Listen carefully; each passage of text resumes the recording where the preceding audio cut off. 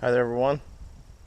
Today we're still working on the boat project, and I noticed that the material I'm going to use, called Coat-It to cover the bottom, there's really not very many good videos online about how to do this and what that actually looks like, so I figured I'd shoot this while we go. We've got a 12-foot aluminum boat that we're rebuilding, and I've taken a wire brush on a drill to the entire bottom and cleaned off all the oxidation and rust and crap that was on there, and it's all cleaned up, but there's still some layers of corrosion and stuff that are tied to the aluminum. So this Coat-It is a two-part epoxy that has been impregnated with all kinds of things to make it tough, including Kevlar fibers, and it's supposed to be great for sealing holes and making the bottom of the boat slick and durable. Problem is, it won't bind to the aluminum unless it's super clean. So now we're going to use this aluminum cleaner that's supposed to spray on, and you power wash it off, and it gets rid of all the corrosion and gets down nice clean aluminum so that this stuff can bond. But it's really caustic, so you got to have protection, gloves.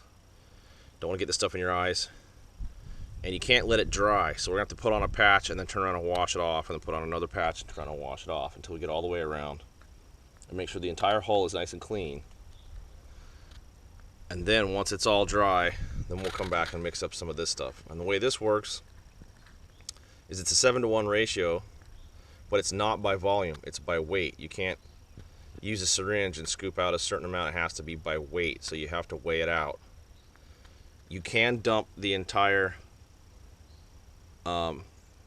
little can of catalyst into the big can, but then you have to use the entire thing in less than 30 minutes.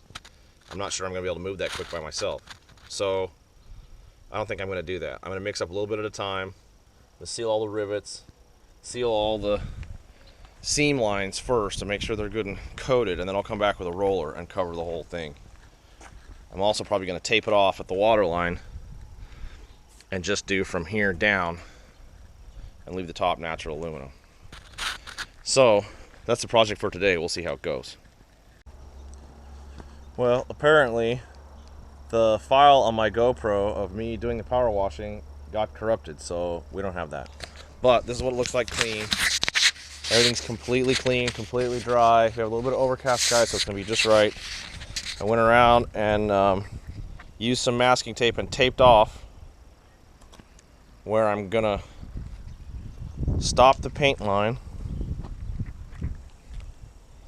all the way around, make sure that's ready to go, and this is dry and clean and ready for the Coat-It. So the Coat-It comes in an A/B epoxy mix, and like I said before, it's a 7-to-1 ratio by weight, not by volume. So I have my little scale. When I tear it, that gets rid of the weight of the paper bowl. I'm going to have to open up the A part, and it says you have to mix the A part well, because of that may separate. The B part, it doesn't say you have to mix on its own. So the key to this whole deal is making sure that this is mixed before you scoop it, and then you mix 7-to-1 by weight, and that has to be mixed really, really good for like 5 to 6 whole minutes before you start applying it. So we're going to give this a shot, and then I've got a roller for the big stuff and a little foam brush to get it in around all the rivets and grooves, and we're gonna see what happens here. Okay, so I spent some time mixing up the A part, make sure it's smooth, make sure the B part's smooth, tear the bowl, and in the first pass I start just carefully dripping so I can control how much I get, because I'm going by weight. So I want 140 grams of A and only 20 grams of B, and then you really have to take that stick and mix this stuff for 5 or 6 whole minutes before you get towards this consistency and it's ready to go on the boat. I wasn't really sure where to start. It's the first time I've used this stuff, right? So I figured let's start on the back of the boat, around the handles, around the screws, around the drain pipe, trying to figure out how this stuff's going to go on. And I'm using this foam brush. I'm trying to seal all the places where the metal's folded and it could have an open seam. I'm trying to seal all the places where I can see a rivet that might not be tight. I want to make sure that's watertight. That's the whole point of this stuff, is to seal it from the water. So I'm going up and down all these pieces. I'm going around the handles. And as I'm doing that, this foam brush, I'm realizing, is not really spreading the material the way I like it. It's not going on like paint. It's an epoxy, so it's going on like glue. And it's much less opaque than I thought it would be. I thought it would be, you know, dark, evenly, consistently. And it's not. So I figured, okay, the first pass, let's just go through and make sure everything's sealed. So I'm going around all the rivets. I'm going around the edges of where that metal was folded over and could be loose. I'm going through each one of those little places that could be a gap. And as I'm going along there, this foam brush is getting softer and softer as I go. And it's only been a few minutes, and I'm starting to realize that's not going to work. So then I start thinking, okay, what am I going to do that's going to be better than that? If I use this whole paintbrush, the bristles are going to be too long, and it's going to just get sloppy the way that stuff was. Because it's basically, you got to think like you're pushing glue here. You're not pushing paint. So I decided to try this, and those bristles are stiff enough at that shorter length that I can actually start to push it around, and I'm not wasting it, and it's not deteriorating.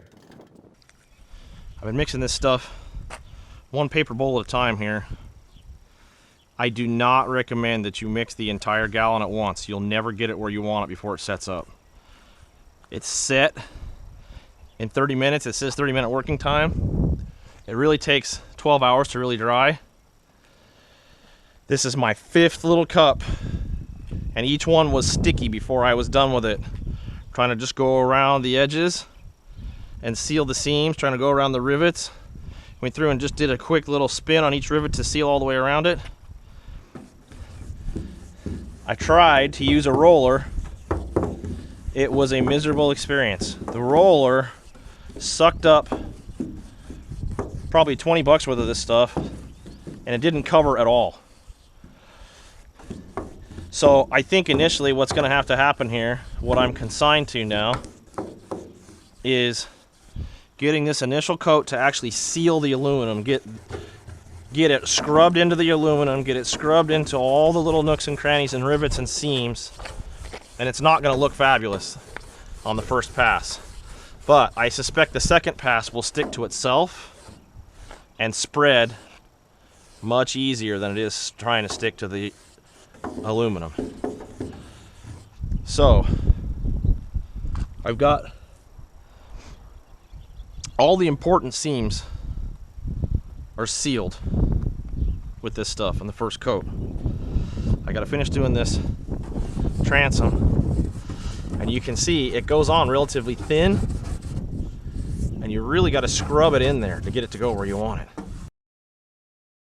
So this is the result of the first complete coat of Goop's Coat-It on the bottom of the boat, trying to seal it and make it watertight.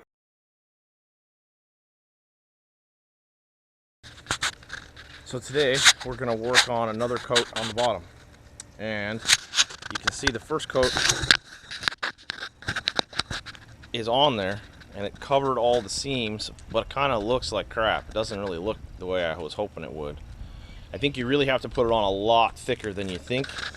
This is more how I was thinking it was going to go on everywhere, and it takes a lot more material. So first I had to scrub it into the metal to get it to bond and seal, so it's all sealed and closed now. But I need to make it thicker and make it look a little nicer. So I've been trying to figure out ways to spread it. That paintbrush wasn't it. The foam roller wasn't it. A regular paint roller wasn't it. So I found this little roller. It's got a hard plastic liner, but a very thin nap outer. So it won't hold a lot of material, but I'll be able to push it around hopefully. So we're going to give that a shot for the second run.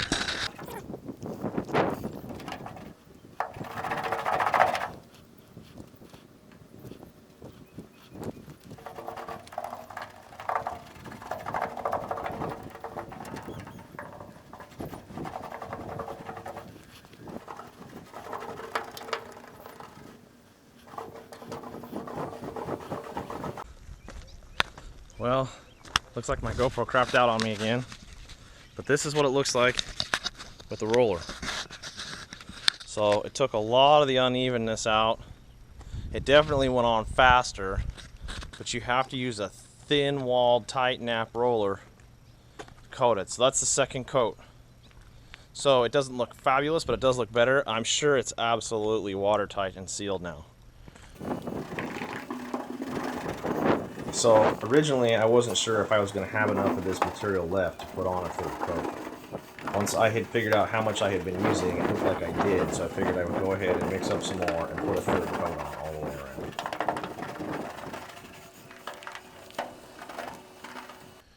Okay, so review. This is my take on Coat-It.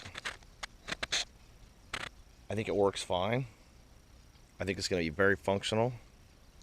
I think what I expected it to be out of the can is not what I got. So, what you need to understand about Coat-It is that it takes a long time to mix. It's very viscous and doesn't spread very evenly like normal paint because it's an epoxy. And it's more transparent than you think. So this actually looks pretty good now, but this is 3 complete separate coats that have had to dry and then be cleaned and then be resealed with each layer. The other thing I learned is that you either need a very short brush or take a cheap brush and cut it down so the bristles are only like ½ an inch long, and that will help you get it into the corners and the grooves without just sticking it all to the bristles.